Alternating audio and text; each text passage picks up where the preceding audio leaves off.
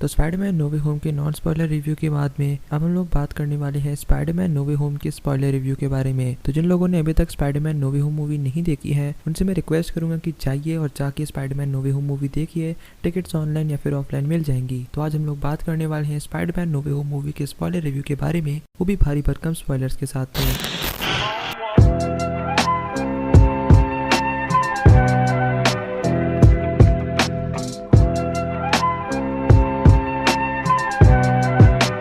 तो सबसे पहले तो मैं शुरुआत करूँगा मूवी के सबसे बेस्ट मोमेंट्स की। तो भाई सबसे ज़्यादा जो बेस्ट मोमेंट जो मुझको लगा पर्सनली, सबसे फर्स्ट मोमेंट जब मैं ये मूवी देख रहा था तब वो था चार्ली कॉक्स के डेयरडेविल। यहाँ पे अगर हर कोई बंदा जो थोड़ा बहुत भी इंस्टाग्राम, रेडिट, यूट्यूब, गूगल चलाता है तो उसे ये चीज़ पता होगी कि इस मूवी के अंदर हमें डेयरडेविल देखने को मिलने वाली थे। बट मेरे को भी इसकी काफ़ी सारे लीक्स और र्यूमर्स पता थी, बट मुझे नहीं पता था कि हमें इस मूवी के अंदर डेयरडेविल इतनी जल्दी देखने को मिलेगा। बाकी मैंने ये भी सोचा था कि शायद हो सकता है कि आगे चल के स्पाइडरमैन का वो केस भी लड़े, बट ऐसा हमें नहीं देखने को मिला। बट एटलीस्ट हमें इस बात की तो तसल्ली मिल गई कि एटलीस्ट हमें केमियो तो उनका मिला ही, बट इसके साथ में अब चार्ली कॉक्स का डेयरडेविल एमसीयू में एग्जिस्ट भी करता है। तो हाँ, जो नेटफ्लिक्स के डेयरडेविल वाले फैंस हैं उनके लिए काफ़ी ज़्यादा खुशखबरी है। फिर उसके बाद अगर अगले बेस्ट मोमेंट की बात करें तो वो है डॉक्टर ऑक्टोपस का फाइट सीक्वेंस स्पाइडरमैन के साथ में। वो भी मतलब काफ़ी अच्छी तरह से बनाया गया था, क्योंकि कई बार ऐसी ट्रेलर की बहुत सारी फुटेजेस थी जिन्हें आप मूवी से मैच करोगे तो काफ़ी सारी फेक भी थी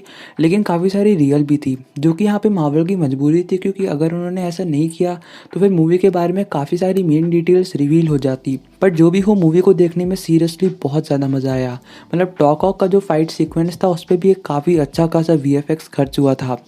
फिर उसके बाद अगर अगले मोमेंट की बात करें, जब वो वाला मोमेंट जहाँ पे सारे विलेंस को अपने स्पाइडरमैन ने कलेक्ट कर लिया था, कैद कर लिया था डॉक्टर स्ट्रेंज, तब डॉक्टर स्ट्रेंज और स्पाइडरमैन के बीच में फाइट होती है, वो भी काफ़ी गजब का एक्शन सीक्वेंस था। मतलब पहले ट्रेलर के अंदर देख के लग रहा था कि ये लोग किसी और से फाइट करने जा रहे हैं, बट यहाँ पे केस ही उल्टा हो गया। एंड हाँ, हमें इस चीज़ का भी थोड़ा बहुत आंसर मिल गया कि अगर डॉक्टर स्ट्रेंज वर्सेस स्पाइडरमैन की फाइट होगी तो उसमें स्पाइडरमैन कम नहीं रहने वाला है। फिर अगर उसके बाद अगले ऐसे मोमेंट की बात करें जिसके लिए हर किसी को इंतजार था, पूरी पिक्चर का इंटरवल हो गया लेकिन अभी तक हमें वो नहीं देखने को मिला जिसका हम इंतजार कर रहे थे।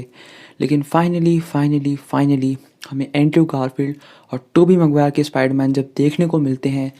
That moment was just like so much shocking कि मैं बता ही नहीं सकता। मतलब वो वाला जो मोमेंट था वो सबसे ज़्यादा हाइप्ड अप मोमेंट्स में से एक था, बिकॉज किसी ने भी नहीं सोचा था कि हमें मूवी के बीच में देखने को मिलेंगे। मतलब मैं एटलीस्ट पर्सनली ये एक्सपेक्ट कर रहा था कि हमें एंड्रयू गारफील्ड और टोबी मैguire के स्पाइडरमैन या फिर तो बिल्कुल एंड वाले सीक्वेंस में देखने को मिलेंगे, और या फिर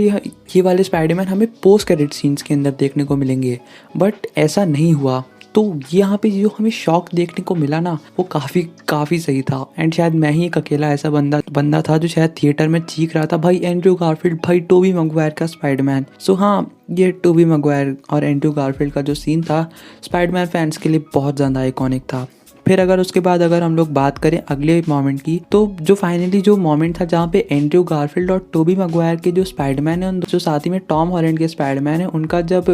बाकी जो सारे स्पाइडरमैन विलन से फाइट होता है, वो सबसे बेस्ट सीक्वेंसेस में से एक था लिटरली। मतलब सबसे पहली बात तो एंड्रयू गारफील्ड और टोबी मैguire की जो केमिस्ट्री थी वो तो कमाल की थी, और इसी के साथ में वो कैसे स्पाइडरमैन को मेंटोर करते हैं, that was just like so much beautiful arc that I can't even express it, कि वो कमाल का मोमेंट था। और इन लोगों ने यहाँ पे जिस तरह से उसको मेंटोर किया तो अच्छी बात थी, बट डॉक्टर स्ट्रेंज का भी थोड़ा बहुत छोटा मोटा जो कहना चाहो उनका भी अच्छा रोल था। That was very appreciable, and the comedy between them, the chemistry, that was just like I don't have any words. फिर उसके बाद अगर हम लोग फाइनली बात कर लें इस मूवी के पोस्ट क्रेडिट और एंड क्रेडिट सीन की, तो सबसे पहले बात कर लें मिड क्रेडिट सीन की। तो जो मिड क्रेडिट सीन है जहाँ पे हमें वेनम को टीज कर दिया जाता है। अब हाँ, अगर आप लोगों ने वेनम 2 मूवी देखी है तो आपको ये चीज़ पता होगी कि इस पिक्चर के अंदर क्या होता है, कि हमें भी उसके अंदर एक पोस्ट क्रेडिट सीन देखने को मिलता है। तो हाँ, अगर इसका आगे चल के ब्रेक डाउन करेंगे तो बहुत अच्छी डिटेल में करेंगे, बट या। और फिर उसके बाद अगर फाइनली एंड क्रेडिट सीन की बात करें, तो जैसा कि र्यूमर से पता ही चला था कि एंड क्रेडिट सीन के अंदर हमें डॉक्टर स्ट्रेंज 2 मूवी का ट्रेलर देखने को मिले था, और वो हमें देखने को मिला भी, क्योंकि ऐसे कई सारे शॉर्ट्स हैं जिसके बारे में मैं बात करना चाहता हूँ, बट ऑब्वियसली वीडियो बहुत लंबा हो जाएगा तो मैं नहीं कर सकता। सो मुझे लगता है कि मल्टीवर्स यहाँ पे टूटा ज़रूर है, और मुझे लगता है कि स्पाइडरमैन नो वे होम शायद मल्टीवर्स की आखिरी फिल्म नहीं होने वाली है। एंड मुझे लगता है मामला बहुत लंबा चलने वाला है एमसीयू के अंदर, क्योंकि जैसा कि बताया गया है केविन फाइगी ने खुद ही कंफर्म कर दिया कि फेज़ 4 मल्टीवर्स सागा होने वाला है। सो या फिर उसके बाद में अगर हम लोग फाइनली बात कर लें कैरेक्टर डेवलपमेंट की, तो मूवी के अंदर जब आंट मे की डेथ होती है तो शायद वो हम में से काफ़ी सारे लोगों के लिए बहुत सैड मोमेंट था, क्योंकि अभी तक हमने प्रीवियस सोनी स्पाइडरमैन मूवीज़ के अंदर ग्वेन स्टेसी को मरते देखा, हमने अंकल बेन को मरते हुए देखा, हैरी ऑसबॉर्न को मरते हुए देखा, बट आंट मे को नहीं देखा। एंड मुझे लगता है कि शायद यही one of the saddest moments में से एक थी, क्योंकि पहले तो मुझे लगा था कि नहीं नहीं आंट में नहीं मर सकती, लाइक पहले पहले शायद मुझे इतना ज़्यादा रियलाइज़ नहीं हुआ, बट फिर उसके बाद में जो बिल्कुल एंडिंग वाला जो सीन होता है, तो वहाँ पे वो जो सीन है वो बहुत इम्पैक्टफुल लगता है कि हाँ सच में आंट में की डेथ पीटर के लिए सच में बहुत बहुत इम्पैक्टफुल थी, क्योंकि देखा जाए तो जो पीटर की लाइफ है उसकी लाइफ में जो उसका सबसे ज़्यादा मेन इंपॉर्टेंट हिस्सा है वो शायद आंट में थी भी, बहुत इंपॉर्टेंट है साथ ही, अगर हम इस चीज़ को नोटिस भी करें तो मतलब बहुत मिलता था उसे सपोर्ट। लेकिन फिर उसके बाद जब हम आगे चल के मूवी के एंड में इस चीज़ को नोटिस भी करते हैं कि यहाँ पे जो यहाँ पे पीटर है वो अपनी इसी सारी गलतियों से सीखता है,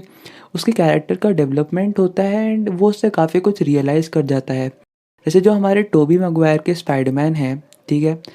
जब वो अंकल बेन को लूज़ करते हैं, जब वो हैरी ऑसबॉर्न को लूज़ करते हैं, जब वो हैरी ग्रीन गॉब्लिन को भी लूज़ करते हैं, ऑल्दो वो उसकी एनिमी थी लेकिन तब भी वो काफ़ी कुछ सीख जाते हैं। सो मुझे जितना लगता है कि शायद कहीं ना कहीं जैसे एंड्रयू गारफील्ड के स्पाइडरमैन ने भी जब ग्वेन स्टेसी और अंकल बेन को लूज़ किया तो उन्होंने भी काफ़ी कुछ सीखा। तो मुझे लगता है कि शायद ऐसे ही ज़रूरी था कि जैसे टॉम हॉलैंड के स्पाइडरमैन ने आयरन मैन जैसे इतने अच्छे मेंटोर को तो लूज़ ही किया, बट उसके बाद में उन्होंने इस कर दिया, तो ये मतलब बहुत सैड मोमेंट था, बट एट द एंड जो है सच हमें उसे एक्सेप्ट करना होगा।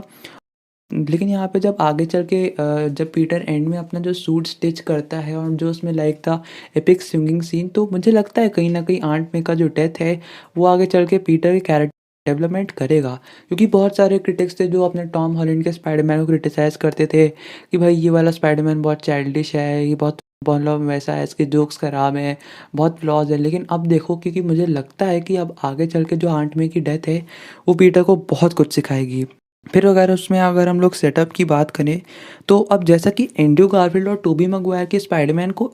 सेटअप कर ही दिया है मल्टीवर्स में, तो यहाँ पे अब जो सोनी है उसके पास में चॉइस है कि वो जब चाहे तब इन सब स्पाइडरमैन को आराम से कंटिन्यू कर सकते हैं। फिर मल्टीवर्स का सेटअप तो हो ही चुका है एमसीयू के अंदर, और डॉक्टर स्ट्रेंज 2 मूवी का भी जो एक सेटअप है, फिर उसके बाद में जो वेनम है उसका भी हमें एक पूरा मतलब एक अच्छा खासा एक प्रॉपर टीज देखने को मिल चुका है उसके मिड क्रेडिट सीन में। और सिनिस्टर 6 का भी मुझे लगता है एक अच्छा खासा सेटअप हो चुका है, क्योंकि ऐसा देख के लग रहा है कि जैसा कि मैंने पहले बताया कि स्पाइडरमैन का भी एक बहुत अच्छा खासा सेटअप हो चुका है स्टोरी के अंदर, क्योंकि अब देखा जाए तो स्पाइडरमैन की असली स्टोरी शुरू होगी, क्योंकि अभी तक देखे तो शायद स्पाइडरमैन की स्टोरी का ये ट्रेलर भी नहीं था, क्योंकि असली पिक्चर अब शुरू होगी। मतलब जिस स्पाइडरमैन का हम इतने लंबे टाइम से इंतज़ार कर रहे थे वो स्पाइडरमैन अब हमें जाके देखने को मिलेगा। तो अगर आप ये सोच रहे हैं कि स्पाइडरमैन नो वे होम ही एमसीयू की मल्टीवर्स तक का सफ़र था, तो आप शायद बिल्कुल गलत सोच रहे हैं, क्योंकि एक्चुअली में जो नो वे होम मूवी है वो तो एमसीयू के मल्टीवर्स का भी ट्रेलर भी नहीं है, क्योंकि अब असली पिक्चर तो शुरू होने वाली है डॉक्टर स्ट्रेंज 2 मूवी से, जहाँ से इस मूवी से शायद हमें नो वे होम से भी बड़ा क्रॉसओवर देखने को मिले। और जो लोग इस चीज़ को लेके सोच रहे थे कि एंड्रयू गारफील्ड और टोबी मैगवायर के स्पाइडरमैन टॉम हॉलैंड के स्पाइडरमैन का स्पॉटलाइट छीन लेंगे, तो ऐसा भी नहीं हुआ, क्योंकि कहीं ना कहीं इन लोगों ने ही अपने टॉम हॉलैंड के स्पाइडरमैन के कैरेक्टर को और ज़्यादा एनहेंस किया। और शायद हो सकता है कि किसी टीम अप मूवी के अंदर भी हमें इतना ज़्यादा बड़ा वीएफएक्स बजट देखने को ना मिले, और मतलब हमें एक कैरेक्टर के ऊपर इतना बड़ा वीएफएक्स देखने को मिला है, बहुत बड़ी बात है। तो प्लीज़ इस वीडियो को लाइक करना, शेयर करना और सब्सक्राइब करना मत भूलना। इसी के साथ में हमारे इंस्टा हैंडल पर भी जाके हमें फॉलो करना मत भूलना। मैं हूँ मृणाल, आप देख रहे हैं भाई Nick Buff. Thanks for watching Excelsior. ही हंस दिल ही हंस दिल रिंकिया के पापा ही हंस दिल रिंकिया के पापा ही हंस दिल रिंकिया के पापा